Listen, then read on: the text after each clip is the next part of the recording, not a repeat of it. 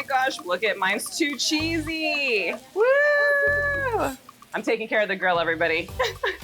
Not to worry. Birria tacos. I mean, what's not to obsess over? You've got that charred tortilla, the consomme, the cheese, so much cheese. Hey everyone, it's Cecilia. So if you're here in California like me, you're living in this amazing post-birria world where it's seemingly everywhere. There's tacos, queso tacos, birria ramen, even birria papusa pizza. Now, north of Tijuana, birria is a relatively recent food trend. But once the team here started looking into it, we found a story that went way further back than we ever thought it would. Like, we're talking thousands of years. So let's jump into it. But first, we need to make some tacos. And for some of the best birria in the entire Bay Area, everyone knows you have to come here to El Garage in Richmond. Let's go. My name is Viviana Montaño. I am one of the co-founders for El Garage. I do a little bit of everything here. Viviana came up with the idea to start the restaurant with her sister while they were living in a converted garage, hence the name. We were seeing in LA, they were selling a lot of birria tacos. So she was just like, I wonder how this would taste with Mom's birria. And that was like, oh yeah, that's so true. We should try it with Mom's birria. Mom's birria is just the best. While Mom gets started cutting into this huge slab of beef, let's take a trip back to 1950s Tijuana, Mexico to meet a legend, Guadalupe Zarate. Guadalupe Zarate is the godfather of birria in Tijuana. And he's from Puebla, a place that's not known for their birria. My name is Bill Esparza. I'm a James Beard Award-winning food writer and author of LA Mexicano. One thing that the birrieros, the guys that make the birria, what they all agree on in Tijuana is that Guadalupe Zarate is the guy that started the business. Now, if you hop on Google, you're not gonna get a lot more on Guadalupe Zarate. No pictures, no statue, no menus.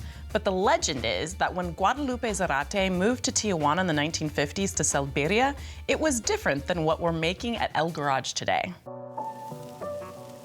Guadalupe Zarate was selling birria, the chivo, goat, but you know, it's a northern Mexican town, Tijuana, and beef was more popular. So we're from a very small town. It's called El Tepehuaje in Michoacan. So growing up, we would go with Grandpa. We would pick a goat. We would come back. Grandpa would do what he had to do to the goat. We would be there helping. I'm so sorry. I feel emotional talking about Grandpa. Somewhere along the way, beef was being used, and this idea of making it more like a soup. And that switch up from goat to beef was key to winning over his customers in Tijuana. Mexicans are super regional. They hate stuff from other places. Jalisciense, from Jalisco, the chivo. It's respected everywhere, but not in Tijuana. They don't want anything to do with the goat. So the beef became popular, doing it more in a soup style, and it's making the Tijuana style birria de res, which everybody loves. Okay, so let's talk about goats. There was a lot of research that went into this episode, and one story that kept coming up over and over was one where the Spanish brought over too many goats from Europe, and then they became an invasive species. So in order to deal with this overpopulation, they gave the goats to the Mesoamericans as they were considered birria, or worthless. But then the indigenous Mexicans cooked them with chilies underground, and they were delicious. It's on Wikipedia and some other places around the internet, but here's the problem with that story. Let's start with just the word birria, meaning worthless. This is a very modern meaning.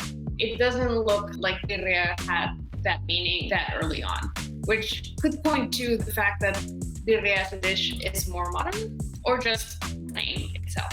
I'm Daniela Gutierrez Flores, and I'm an assistant professor of Hispanic literature at the University of California, Davis. Now, to be fair, the goats were a problem. You see it across the literature, how they destroyed their local crops, and obviously we have to think about how that transformed the diet and the local culture.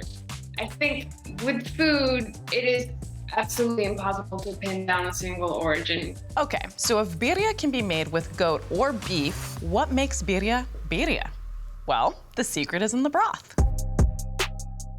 We have to talk about what this amazing looking and smelling concoction is inside. So what do you already have prepared in here? She doesn't give out the recipe. ¿Cómo se dice? ¿Una secreta? Un secreto, Oh man, already starting with the secrets, okay? I thought we knew each other better than that already.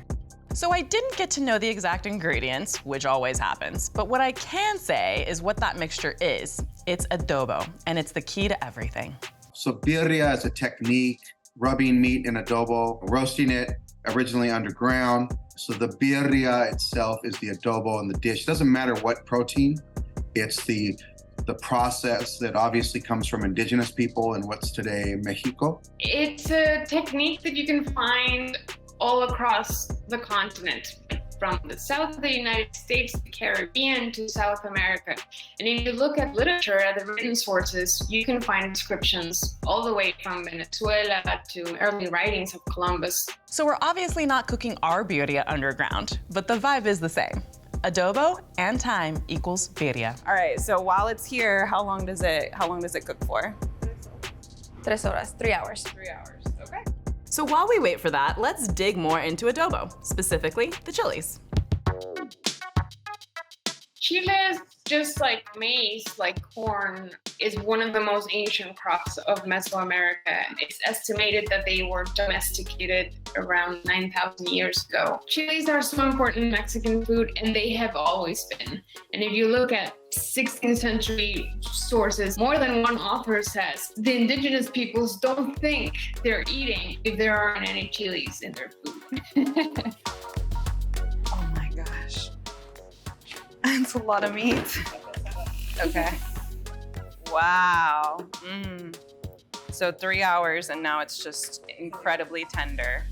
But you don't serve it like this. What's next? Yeah, so here you're gonna cut everything up. So how did this taco version of birria become such a hit in the United States? Well, Bill told us that by the early 2000s, the mouth-watering mountain of slow-cooked beef had become a regional favorite in Tijuana. After 2010, people were going down to Tijuana more. And by then, birria was much more than just a soup. You can get tacos, you can get queso tacos, and you can get consomme. But really the two people that made it popular here in Los Angeles are Teddy's Red Tacos, and around the same time is Birria Gonzalez. And from there, it really took off because of Instagram and now TikTok. And one of those people that saw birria tacos on social media, We saw it and we're like, we haven't tried it here, so we need to make it and show people how good our mom's birria is and bring the quesabirria to the Bay Area, and that's what we did. So we've got the tortillas, and I'm going to ask if I can help too. I'm always wanting to help. So cilantro and onions go right on top of the cheese. Now, alongside all these ancient ingredients, little by little, you have newer influences creeping in, and by newer, we mean the 16th century, like cilantro. Cilantro is not an American plant. However, if you look at Spanish food today, you're not going to find cilantro at all. So Daniela explained to us that this actually comes from cilantro being seen as a Jewish and Muslim food. 1492 was a year where not only Columbus shows up to the Americas, but Jews and Muslims were being expelled from the Iberian Peninsula and forced to convert to Christianity. They migrate to the Americas. They are able to keep some of their traditions alive because the policing wasn't as intense as it was back in Spain. If you look at Mexican food today, my mom hates parsley. No one eats parsley. Cilantro is the king.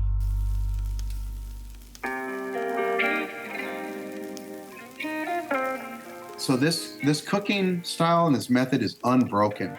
It still exists in indigenous communities. So we know that it's been around a long time, and they're just passing this down from generation to generation to generation. Okay, I want to see how mom does this. All right, so we'll do it like mom does it. Yeah, let's go. All right, let's go. Oh my gosh.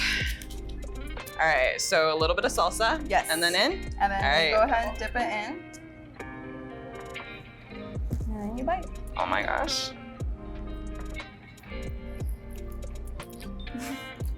So good. For me, it's this, the consomme, the sauce that has been cooking and cooking and cooking. Yeah. The flavor is so rich. It's so good. I see why people just drink this as a hangover cure. Yeah. There you go. That's how you make a quesabirria Yes, taco. quesabirria taco, yeah. Salud. Salud. Gracias. Gracias a ustedes. Beyond the Menu is made possible by KQED public media supporters like you. So, thank you.